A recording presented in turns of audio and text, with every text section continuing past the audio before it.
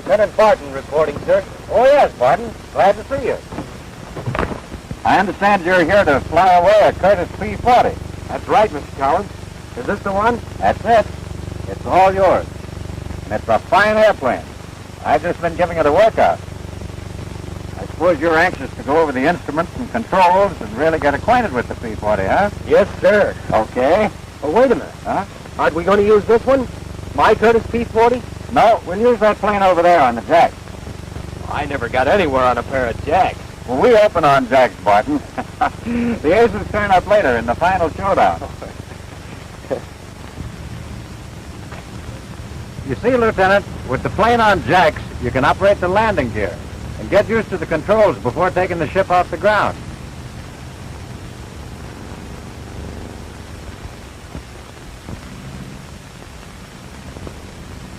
I might as well hook up my parachute and safety belt, I guess, so I'll feel at home. That's right. It'll help you get familiar with the cockpit.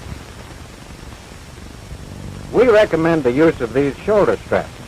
They'll keep you from being thrown against the instrument panel in case of a mishap. We've found that the best way to learn the P-40 is to study one system at a time. So let's start in with the fuel system. Here's the fuel selector valve down here at your left. Yes, sir. I see it's labeled with the capacity for each tank. Yeah, and when you set it in position, you'll feel a positive click.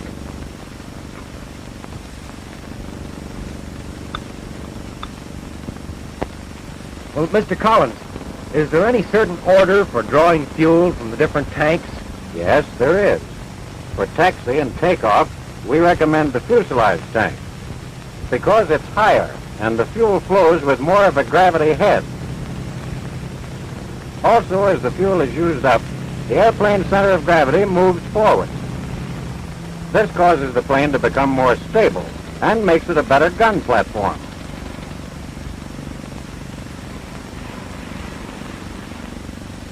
This gauge on the instrument panel shows the amount of fuel in the fuselage tank. Now, of course, if you're flying a plane with the belly tank attached, you should start using that tank as soon as you've climbed a bit. Then, if you get in a fight, you won't waste any fuel. When you pull this release and drop the belly tank from the plane. When the fuselage tank and the belly tank are empty, switch to the rear wing tank. The gauge is on the left side of the cockpit floor. I see. Then you save the front wing tank until last. That's right. Uh-huh. Is there any sort of a signal when your fuel runs low? Yes. Normal fuel pressure is between 15 and 16 pounds. And when any tank begins to run dry, well, of course, your fuel pressure drops. And a warning light flashes on in time for you to turn to another tank.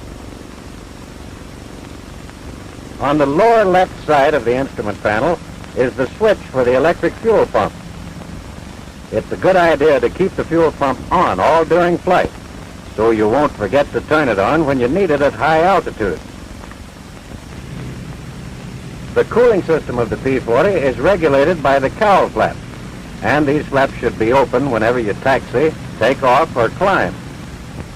In most P-40s, the flaps are controlled by a manually operated lever on the right side of the cockpit.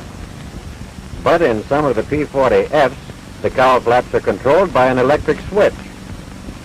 You put the switch up for automatic operation. If the automatic feature fails, can I still operate the flaps? Yes, you can put the toggle switch down and hold it to the left to open the flaps, or down and to the right to close them. Well, Mr. Collins, of course I know the cowl flaps regulate the temperature of the oil and coolant, but what temperature should I try to maintain? Normal oil temperature is between 40 and 90 degrees centigrade. Coolant temperature is between 85 and 125 degrees centigrade. Now, if the coolant reaches 125, a light warns you to open the cowl flaps and cool the engine down. Of course, you never take off with the coolant temperature above 125 degrees. The landing gear and wing flaps of the P-40 are raised and lowered by means of hydraulic pressure. This is the flap control right here. To lower the flaps, you push the control handle forward and pull the lower trigger on the control stick.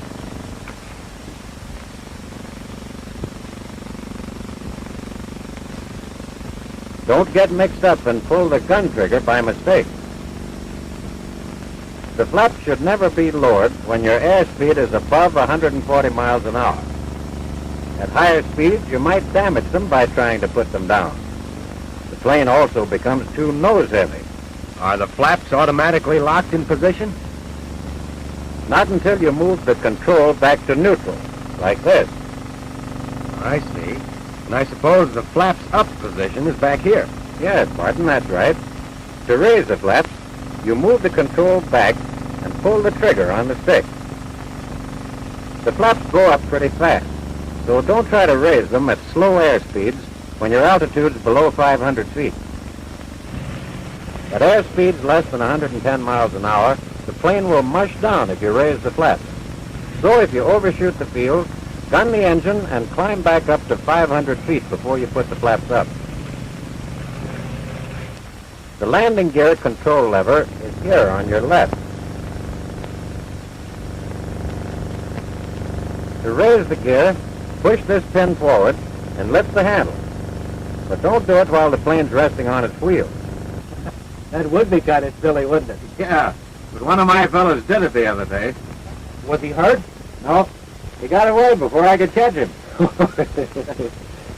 But you're all right as long as the plane's on jack. So go ahead and raise the gear.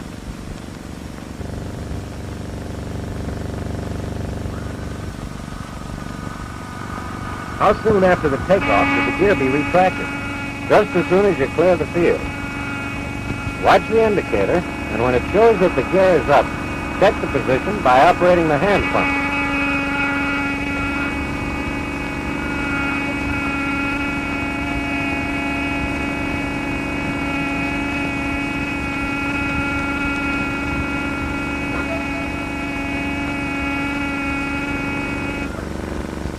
It must be stuck. I can hardly move it.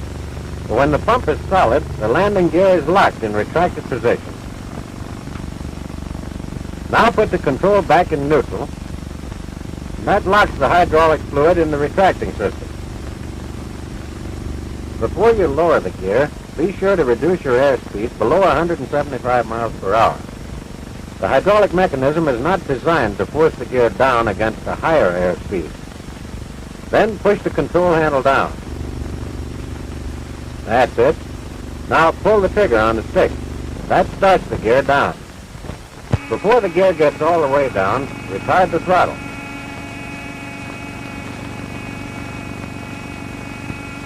All the way back? Yep.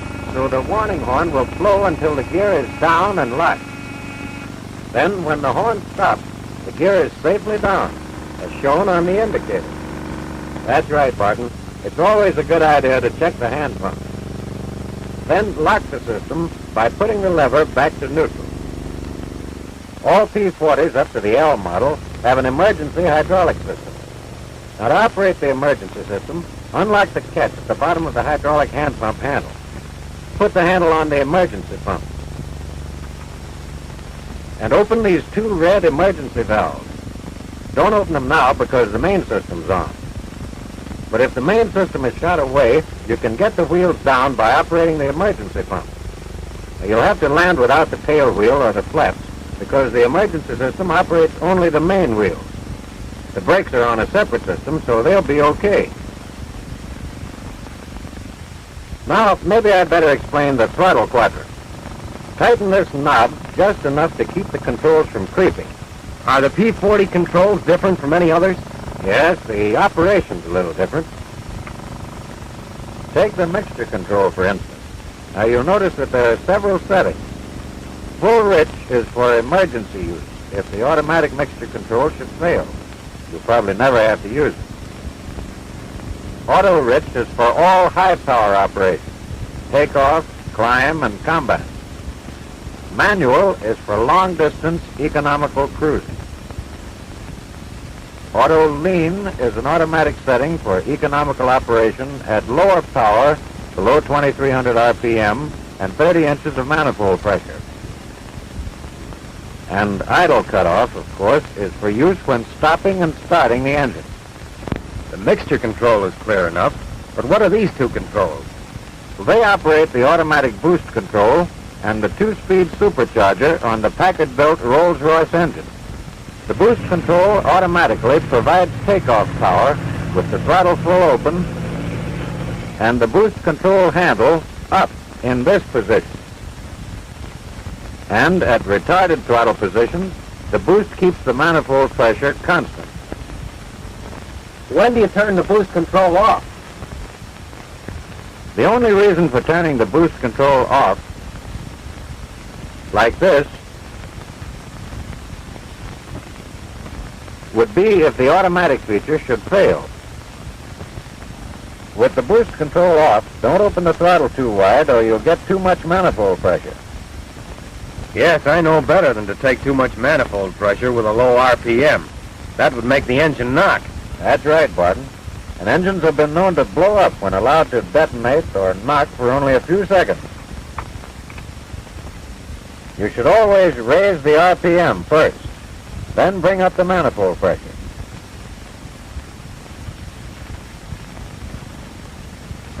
And to cut the power down, reverse the procedure.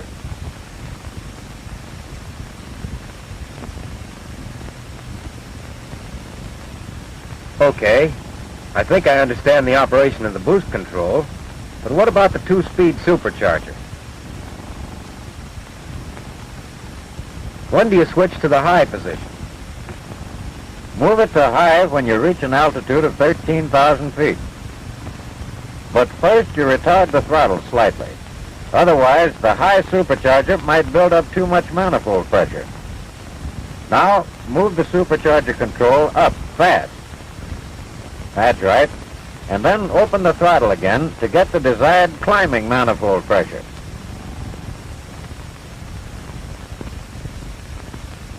All P-40s are equipped with Curtiss electric propellers, and you should know how they work. These two switches on the instrument panel operate the propeller. The left switch is a circuit breaker and should always be on. The right switch controls the pitch of the blade. Now, when it's in automatic, you can use the propeller governor lever to select any RPM you want. With the switch in manual, the blades are fully locked, like a fixed-pitch propeller. Can you change the pitch of the blades? Sure you can. To increase the RPM, hold the switch down and to the right.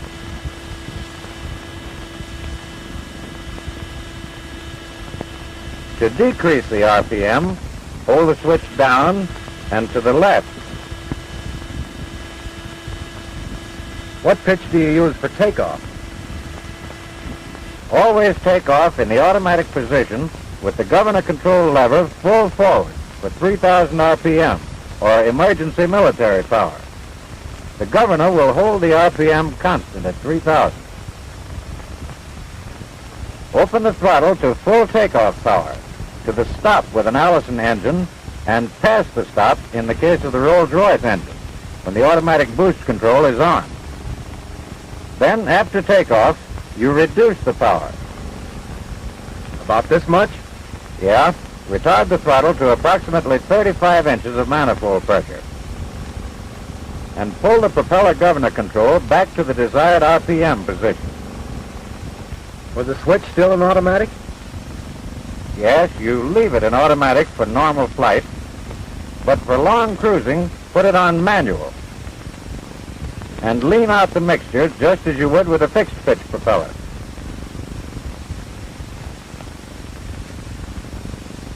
Green marks on the tachometer and manifold pressure gauge show the maximum power condition which can be held for continuous operation. Have the mixture at auto rich for the normal power condition. For long-range cruising, reduce the power below 2280 RPM and 30 inches of manifold pressure. Auto lean mixture setting may be used at this low power. Well, how about it now, Barton? Are you all set on the propeller? Yes, I think so. What's next? Well, suppose we go through the operations of starting the engine. Now, you make the settings as I call them off. Right. Mixture at idle cutoff. Throttle 1 inch open. Fuel on fuselage tank. Carburetor air full cold. This prevents possible backfiring into the engine compartment during starting. Battery switch on. Generator switch on. Fuel pump on.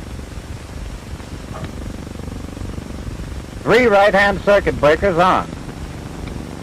Gun switches off. Now check your fuel pressure. 15.5 pounds. Okay, then prime the engine. How much do I give it? 1 stroke for a warm engine, 3 if the engine's cold.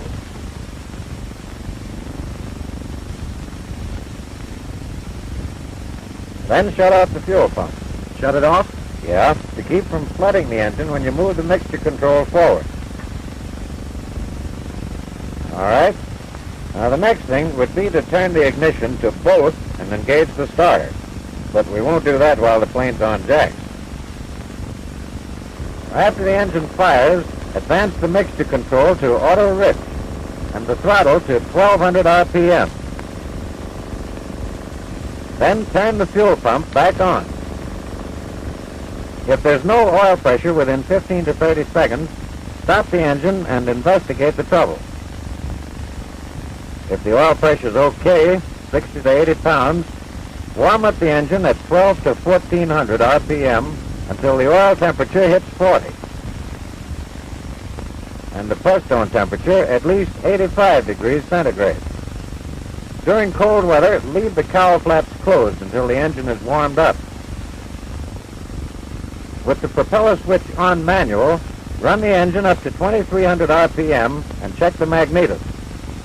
A drop of more than 100 RPM on a single magneto indicates faulty ignition. If the magnetos are okay, then switch the propeller back to automatic. Release the parking brake and taxi to the runway. The tail wheel is steerable by the rudder pedals, so don't ride the brakes when you taxi. Now when you get to the runway, and just before you take off, make a final check of everything.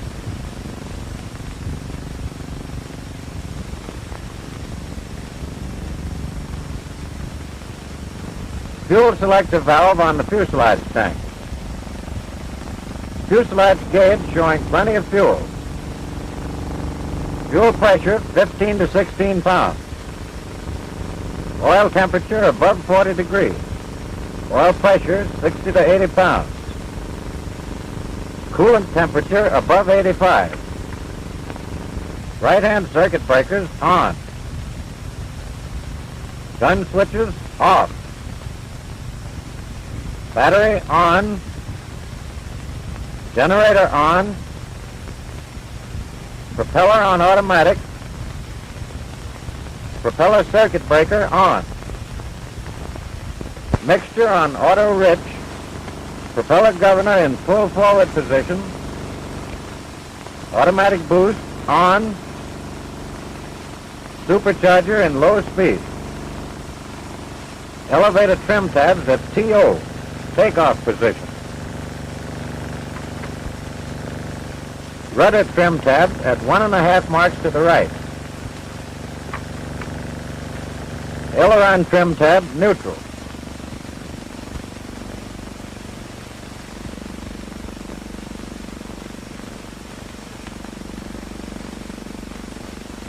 Cowl flaps open, and you're all set to go. Over there on the runway is Lloyd Childs, Chief Test Pilot for Curtiss-Wright. He's going to put that ship through some maneuvers for us. And as he does, I'll try to give you some pointers on handling the P-40 in the air. Okay? I'm all set. All right. Now, as the plane starts down the runway, open the throttle with a positive, steady motion.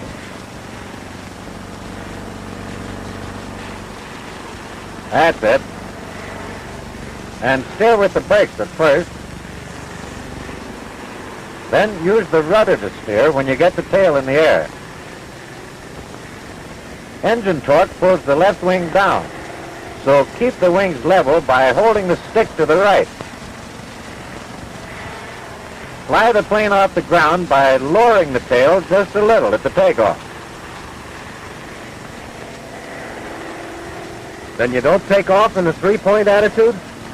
No, because that might put the airplane in a stalled condition, which would be bad at your slow speed right after takeoff. You see, engine failure or a gust of wind when you're stalled so close to the ground could be disastrous. Just as soon as you clear the field, retract the landing gear and retard the throttle and propeller controls to normal flying power.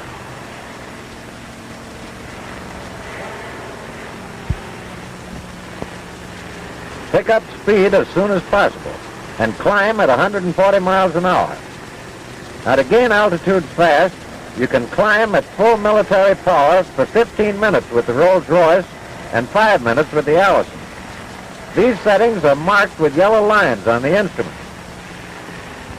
The P-40 is normal in all flight characteristics, as you'll see when Lloyd goes through his maneuvers.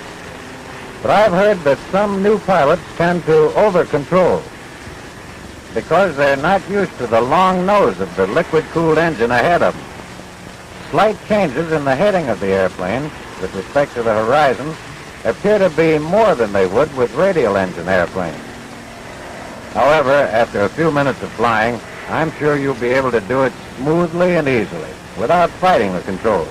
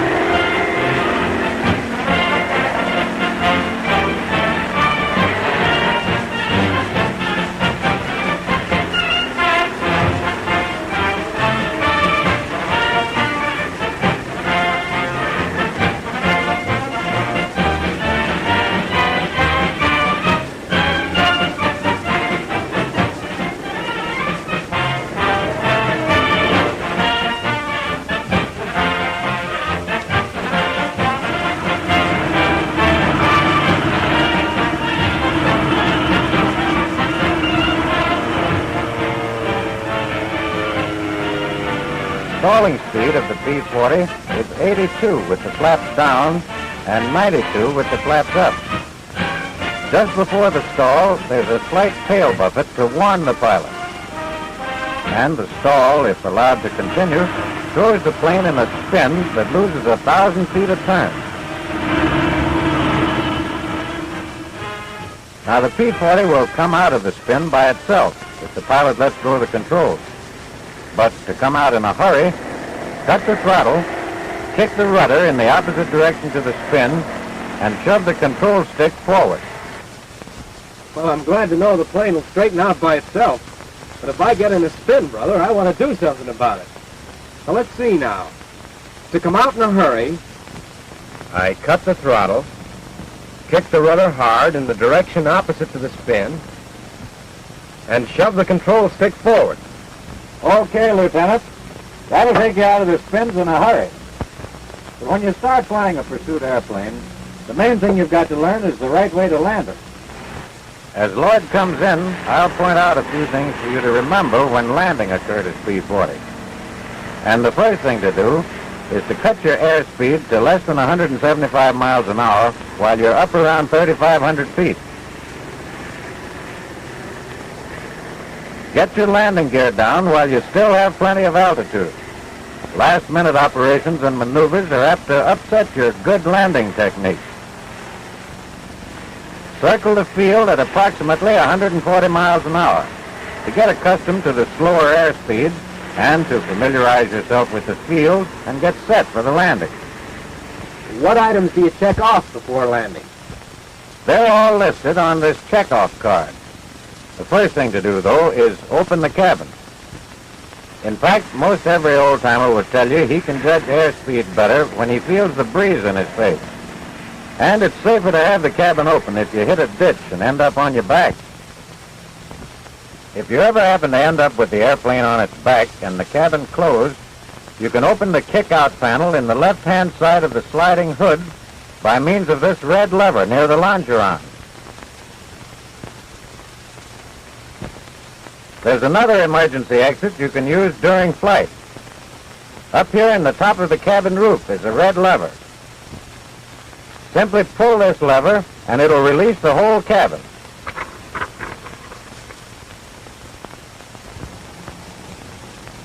Then you check to make sure the mixture control is on auto-rich and the propeller governor control at 2650 automatic setting. It's a good idea to have the propeller set this way for plenty of RPM in case you have to give her the gun and go around again. On the other hand, you should not set it for full 3,000 RPM because it might momentarily over-rev if you open the throttle too fast. Of course, the fuel selector should be on a tank with plenty of gas. The carburetor heat control full forward and the gun switches off. And test the hand pump again just to make sure the landing gear is down before you put the landing gear in neutral. While you're still high up, put your flaps about halfway down, make a wide sweep, and glide toward the runway at 115 miles an hour. Trim the elevator tab so the plane will glide hands off at this speed. Line up with the runway while you're still a mile away. This will prevent last-minute maneuvers which sometimes cause ground loops. New pilots have a tendency to undershoot the field. They cut the throttle and come in short. So remember to keep the throttle slightly open when you first come in for a landing. At 500 feet above the ground, put your flaps full down, cut the throttle to 1/2 inch open, and glide in at 115 miles an hour until you're over the runway. And when you're 10 feet off the ground, cut the throttle and level out for the landing.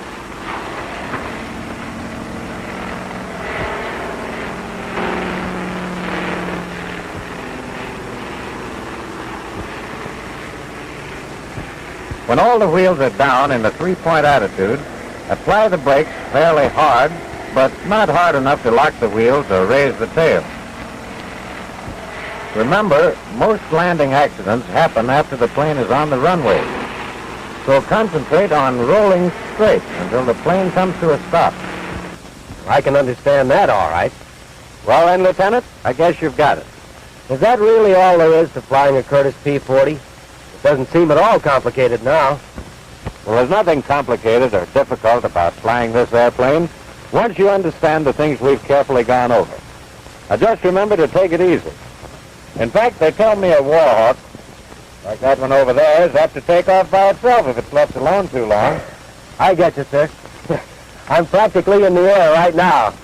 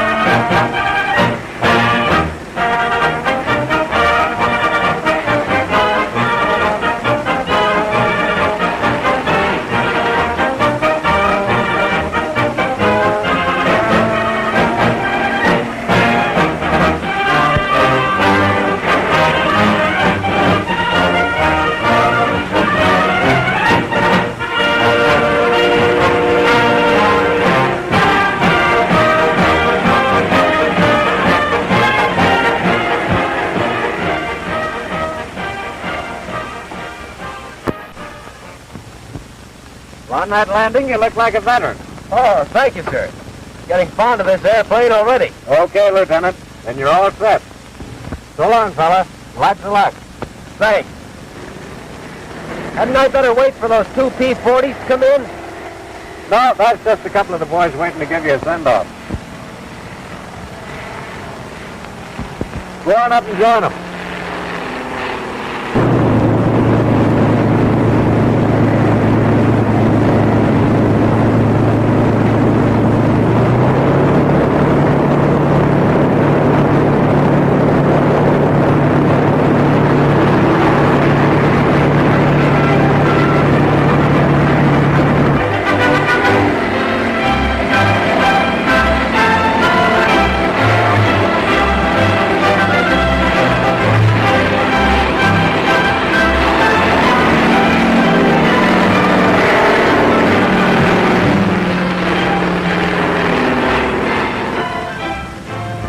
With men like these,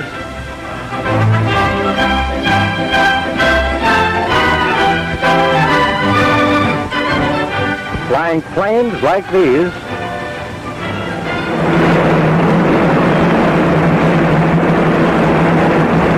there'll always be a flag like this, waving in the breeze, a symbol of freedom, decency, and democracy to all the world.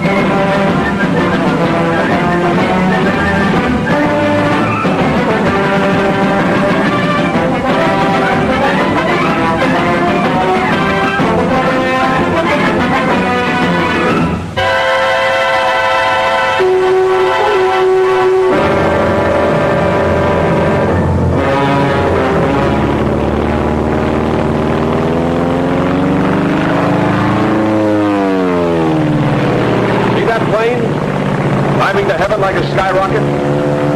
Heaven's the wrong destination for that baby. That's a Zero, the real McCoy.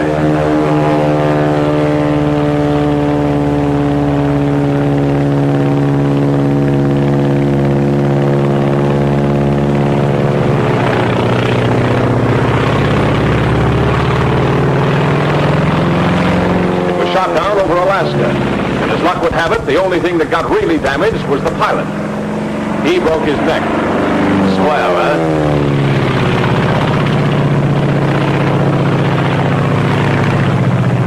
Think you can recognize her again? This is the Japanese Zero. Take a good look at her. Your recognition of the Zero may save your life. Your recognition of the Zero may destroy its life. Watch her closely. Study every characteristic to aid you in your recognition. Look at that nose. A perfect circle broken only by the oil cooler. Note the slight dihedral angle. Look at that low wing and middle tail. Notice the oil cooler and air scoop directly below the engine cowling. See how the fuselage tapers to a point in the rear. It's like a big cigar.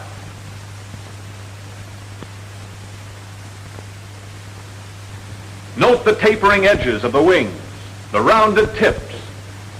See how straight the line is from engine to tail. And that tail, see how the leading edge of the vertical piece tapers more than the trailing edge. Look how it curves out to a point away from the nose. Think you can recognize her? Don't think. Be sure. Watch her. Watch her closely. Yes, we know that's no Zero. That's a P-40. But did you know They don't look alike to you now, do they? Look at the difference in the shape of those noses. The P-40 with its deep radiator is oval. The Zero is a perfect circle, broken only by that oil cooler. Get those undercarriage fairings on the P-40. Compare the tail. The tail of the P-40 is high. The tail of the Zero is middle. Let's look at her from below. Look at the pointed nose of the P-40 and the blunt nose of the Zero. The leading edge of the wings of the P-40 has no taper. The wings of the Zero taper back. The tail of the P-40 is notched. The tail of the Zero tapers into the fuselage, which extends beyond it. Now, let's take them in profile. The engine of the P-40 is inline. The Zero is radial. Note the deep radiator on the P-40 as compared to the shallow oil cooler and air scoop on the Zero. Next, see how the cocked canopy on the P-40 is much further back from the nose than on the Zero. What's more, the canopy on the P-40 fits into the fuselage, while the canopy on the Zero sits on the fuselage. Now for the tails. The P-40's is rounded and curves in toward the nose. The Zero's is pointed and curves out away from the nose. No one could possibly mistake them for each other, could they? You think not? Well, let's see. Let's take the case of one pilot. His name was Jimmy Saunders. His story starts on the day when he was flying to a base somewhere in the Far East.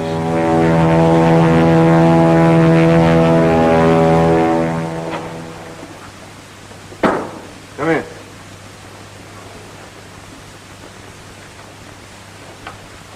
Lieutenant Saunders reporting for duty, sir. Glad to have you with us, Lieutenant. Glad to be here, Major. We can certainly use you. Sit down. Cigarette? Oh, thank you, sir. How was the flight over? Well, I made it, sir, with the help of a P-40. You like our P-40? Oh, yes, sir. It's a nice airplane. Good. Then maybe we can count on you not to shoot any of them down. Oh, I didn't have any plans along that line, sir. It's been done, you know. You mean jet pilots?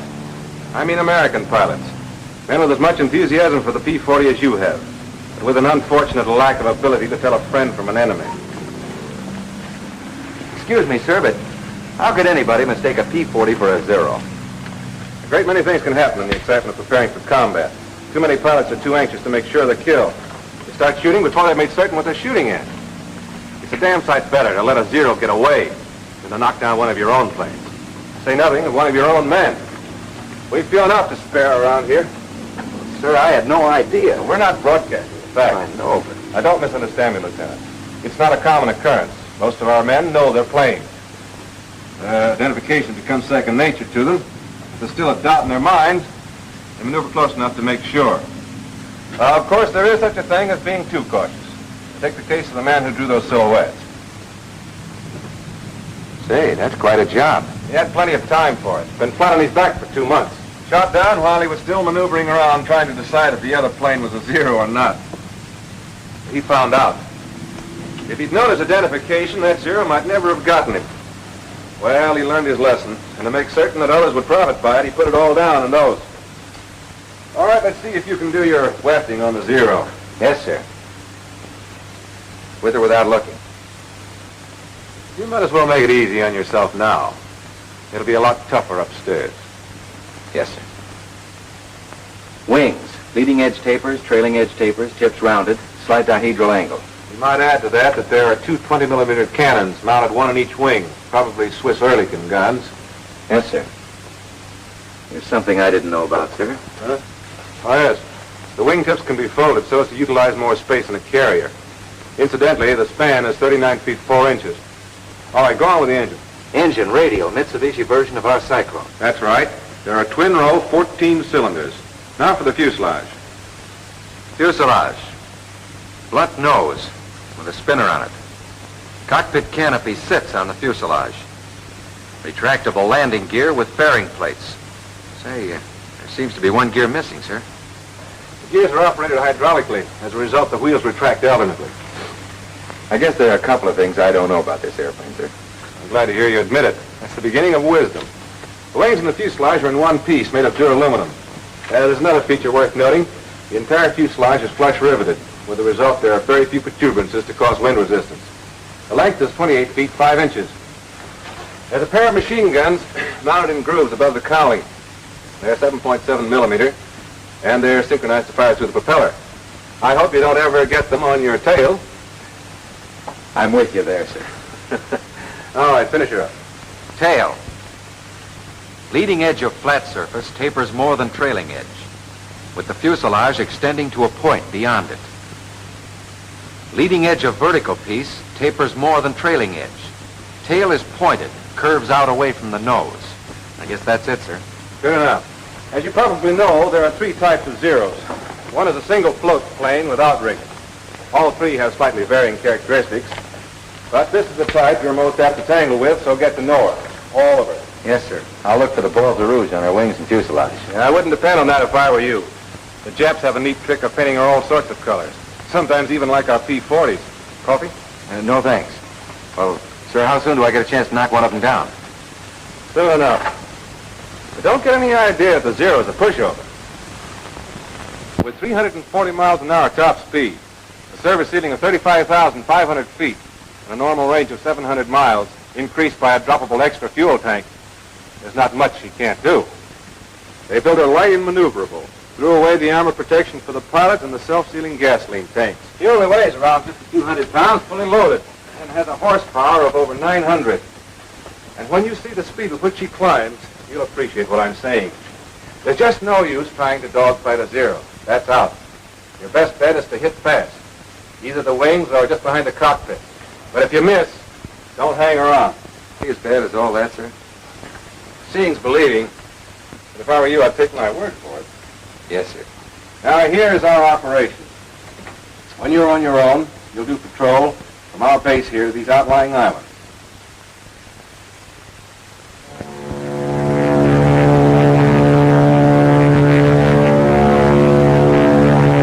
Well, the big day finally came.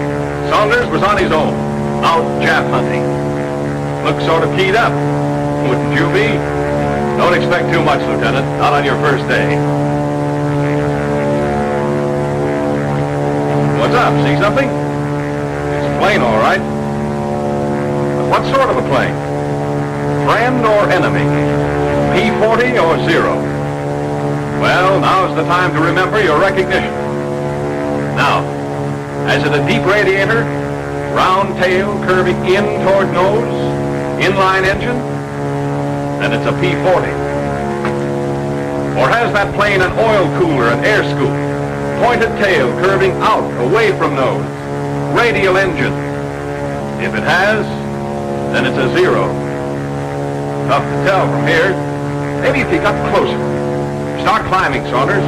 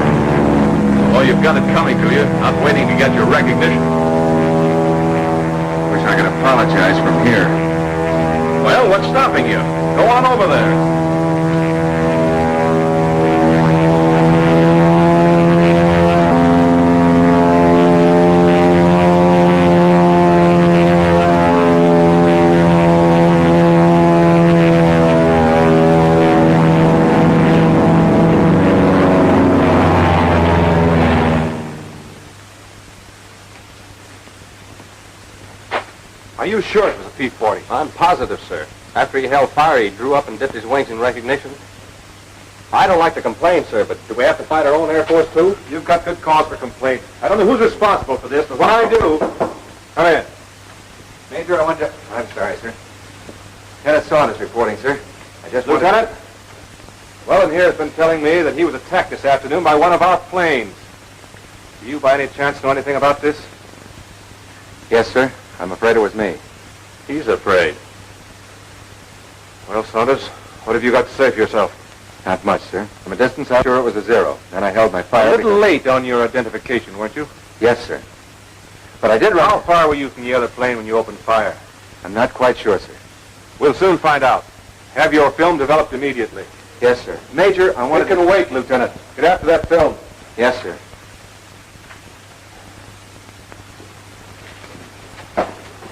Corporal, get the projector ready. Yes, sir.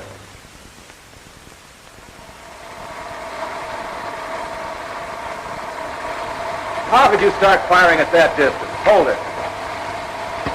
Didn't you look in your sight? I thought I did, sir. You don't seem to be very sure of yourself, Lieutenant. I'm sure of one thing, Major.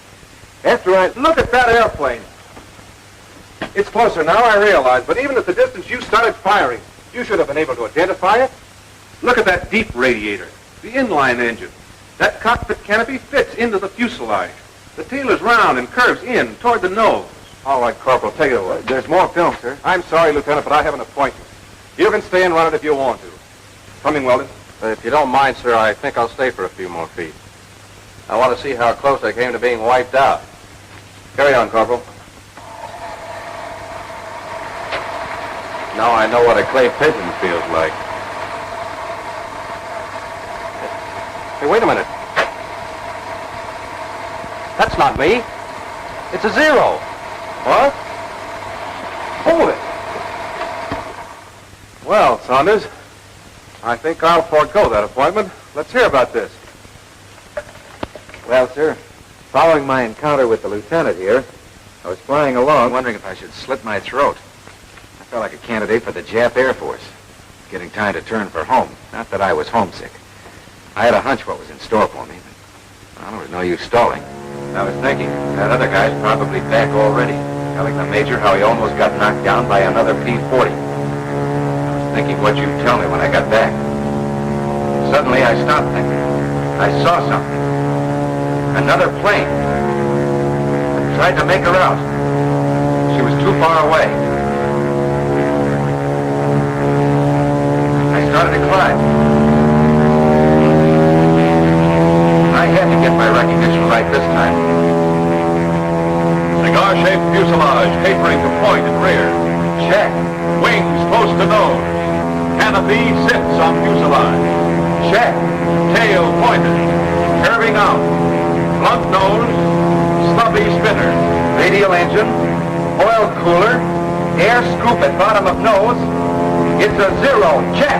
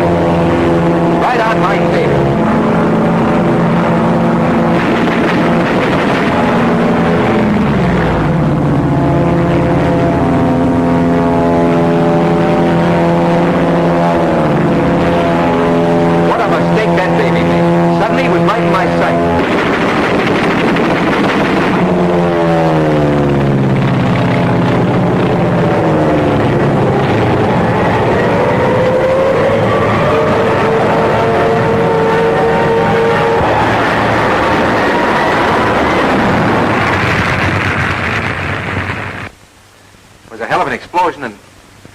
Well, I guess that's all, sir. That's enough. Holy smoke. What's the matter with you, Weldon? Well, it just occurred to me, sir. There, but by the grace of God, went on. I see your point. I don't think, however, that you'll have anything to worry about in the future. At least not from Saunders. He seems to have learned his lesson. By a method I'd hardly recommend putting into general practice, but nevertheless he's learned it thoroughly. If every pilot would only realize the importance of identification and become letter perfect in the art of identification, there'd be fewer lives lost and fewer planes destroyed. Know your enemy, but also know your friend.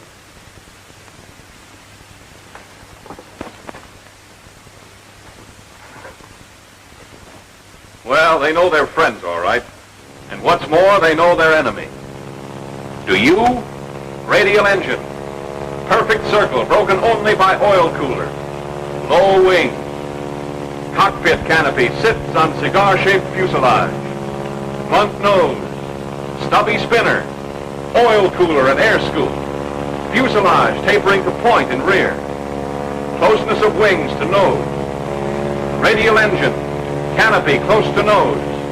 Tail pointed and curving out away from nose. Remember, on your recognition of the Zero may depend your life.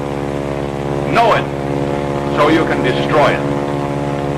This is the Japanese Zero.